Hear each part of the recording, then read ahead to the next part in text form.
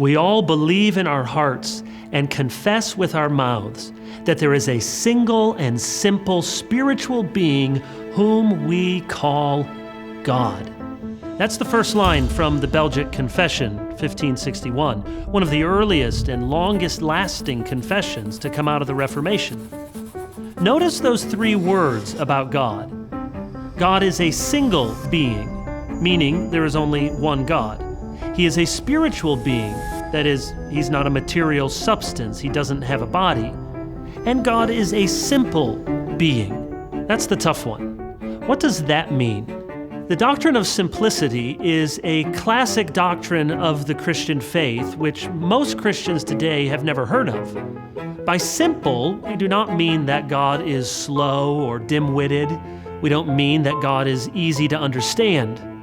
Simple, as a divine attribute, is the opposite of compound.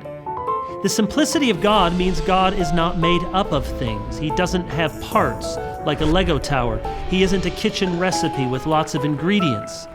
Simplicity means we should not think of God as what you get when you combine goodness and mercy and justice and power and infinity and immutability and roll them all together into one divine being. That would make God the sum of his attributes, and each attribute would be a percentage of God.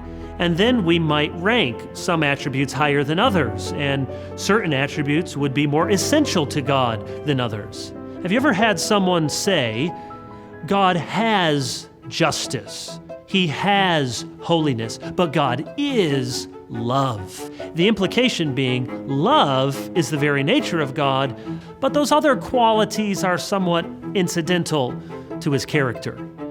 But that's not what God is like. The statement, God is love, 1 John 4:8, is wonderful good news, but it does not carry more metaphysical weight than saying God is light, 1 John 1:5. God is spirit, John 4:24. God is a consuming fire, Hebrews 12:29. Or, for that matter, more weight than any other biblical statement about God's character, whether that statement has the word is in it or not. Here's the point. God does not just have some attributes. God is whatever he has. Every attribute of God is identical with his essence. There is no attribute that attaches to him like a barnacle on a ship. He's not a jigsaw puzzle of divine properties.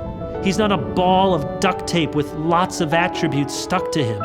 The doctrine of divine simplicity matters because it helps us think about God in the right way. We should not first conceive of a class of beings we call God and then relate certain attributes to this particular God.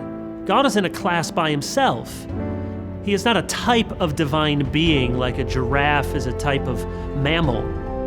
The theologian Herman Bavinck once remarked that if God were composed of parts, like a body, or composed of genus and species, or composed of potential realities and actual realities, then God's perfection, oneness, independence, and immutability could not be maintained.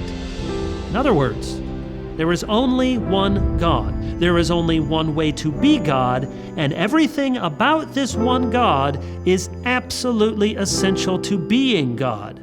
That's why we ought to believe in our hearts and confess with our mouths that God is simple.